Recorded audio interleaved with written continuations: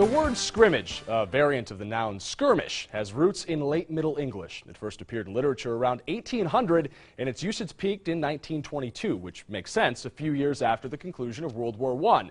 Of course, Google can't possibly detect the number of times scrimmage has been used on Boise State's campus this week. It is a lot. That's because the Broncos will host their first open exhibition of the spring Saturday, 5 o'clock on the blue turf. The scrimmage is open to Boise State students and faculty who will have a chance to tour the Blameyer complex and get a sneak peek at the team before next Saturday's blue and orange game. Head coach Brian Harsin recognizes the importance of paying it forward to the Broncos' biggest fans. I think this is an opportunity for us to recognize them.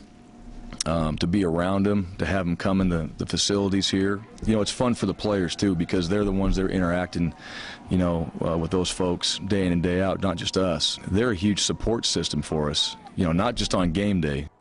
Harsin said the scrimmage will be a traditional one with a slight focus on situational football like red zone and goal line drills. He expects to get each player 25 to 30 reps, each of which is way more important than those in practice. In practice, you have coaches and everybody surrounding you the whole time. So it's really you're not really playing the game. The game of football, it's never like you practice it exactly. And there's so many different things that come up in there and variables that the only way to get better at that is playing the game. And the scrimmage situations give you that opportunity to do that.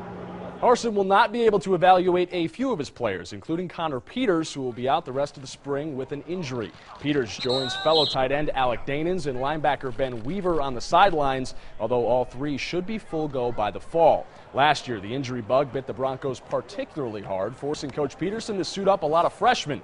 Harsin doesn't want to do that, but he knows it may be unavoidable. In a perfect world, you would have all your freshmen redshirt.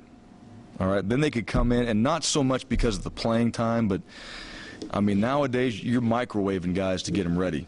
There's going to be freshmen that come in and play. You're going to have to play them, and they're going to be ready to play. And quite frankly, if they're the best guys, our job is to play the best players.